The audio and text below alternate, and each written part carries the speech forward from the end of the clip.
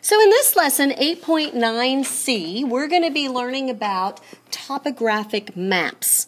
So what would a topographic map be? Well, I know that a map is a picture diagram to show me where things are located. Well, so what would a topographic map be? Well, a topographic map shows me elevation, which is changes for a specific region. And so what is elevation? Well, elevation is the height of an object from the ground, from sea level would be 0, as it rises. So basically a topographic map is showing elevation, showing height changes for a specific area.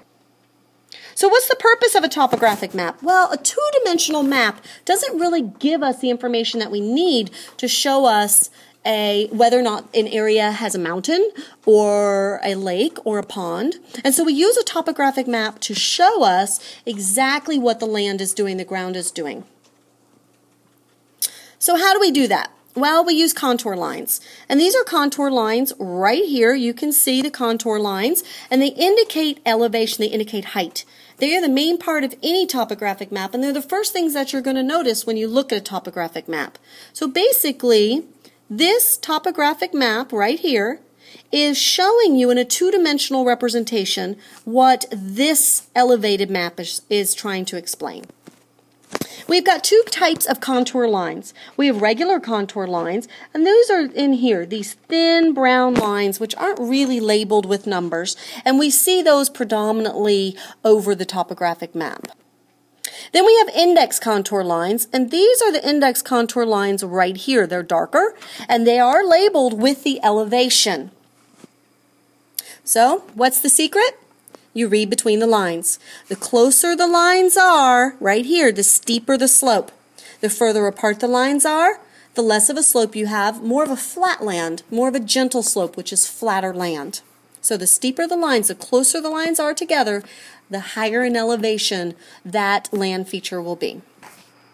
And we call that a gradient. When we have a gradient like right here, we can see the contour lines are very, very close together, which means that we have high elevation. We have an object here that's very tall. Then when we have right here, we have contour lines that are spread further apart. We have a gentle slope, a low gradient, which means that the land is flatter. So, in a contour situation, we always start at sea level right here, which is at 0. This kid is below sea level, whereas this one is above sea level. And so each one of them is standing on a different contour line. So, with a regular map, we can get the outline of the island, but we don't have any idea as to what's really going on here as far as an elevation. So when I'm looking at this map, I can't tell if that island has mountains or if it's completely flat. So for example, if I were to show just the elevation that was below 10 feet underwater, then notice that the island has gotten smaller, or at least on this map it appears to have gotten smaller. On this map, if I'm showing elevation that's 20 feet below sea level, look now, doesn't it look like I have two islands when in fact I really don't? It's the same island. Here, if I were to show a two-dimensional map with 30 feet below sea level, it looks like I have a very, very small island, when in fact I have a large island, but it has mountains. So, that's the idea of a topographic map. Topographic maps show elevation. They show height. So here we can see that we have some type of an object here that has elevation, probably a mountain. We have another mountain over here. Not as high, so we'll call this mountain 1 and this is mountain 2, mountain 1 and mountain 2. So mountain 1 is not as high as mountain 2. And then right in here we have flat land. We have land that is less steep than the mountain. So, can you guess the elevation? If I were looking at this map and I were looking at it for the first time, the first things I would notice is that I have contour lines that are getting close together here and here. Okay? So, I know that I've got elevation occurring here at 2 and at 1. So let's look at D. Let's look at object D. looks like it's smaller, it's higher in elevation than the land surrounding, but it's lower in elevation than object C. And then where B is, I have some type of flat land going on here because of the contour lines being spread so far apart. So what is my contour interval? Well, my contour interval is the distance between the contour lines. So here I have an index line here that gives me contour mapping of 700 feet to 800 feet, and I have 4 contour lines in between. So the distance in between each contour line is going to represent 20. So here's a better example. If I were to really look at just the area in between 700 feet and 800 feet, I would notice I have 4 contour lines. Each one of those is representing an increase in elevation by 20 feet. So this contour line would be 720, 740, 760, and 780.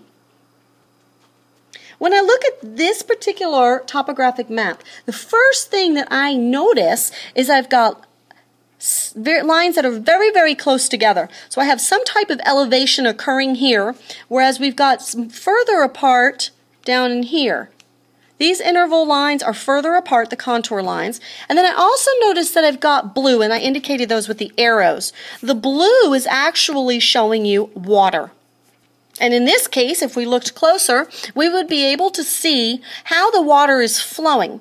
And the way I can see that is when I see blue on my contour map, and I can see right here these V shapes.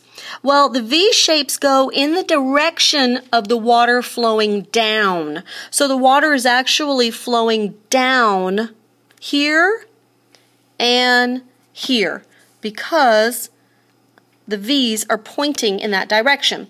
In this stream right here, I have the same thing, except they're pointing down this way. All right, so what is a plateau? Well, a plateau is where I have a mountain with a flat top. The flat top is the plateau. And if you'll notice here, you can see these contour lines are very close together. So this is actually a really tall, very high elevated mountain. But at the top, notice here I've got interval lines that are spread really far apart. That tells me that at the top of that mountain I have flat plateau. Just a couple of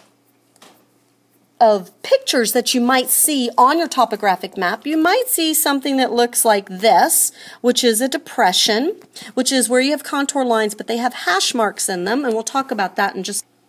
You'll also see indicated in blue, that would be water. Water is always indicated in blue. You'll also, on your topographic map, you might see highways or roads or even railroad tracks. So for an example, this is a hill.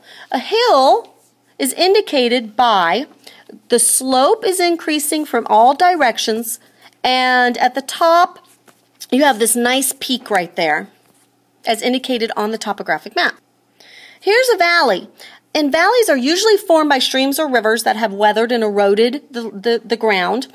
And so here you can see I've got some elevation going on here and here, but I can start to see these V shapes. Anytime I have these V shapes, I've got water. I've got some type of a valley being formed. I've got water flowing, and we know the direction is going to point down because the arrows are pointing, the V's are pointing down.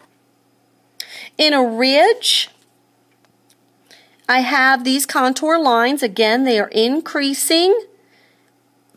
And then I've got this nice top indicated here. But on the other side, I have a steeper slope.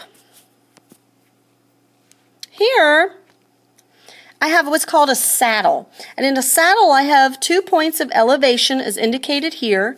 But notice in between, I have contour lines that are spread really far apart. And that is because they are lower in elevation than the 2 peaks surrounding them.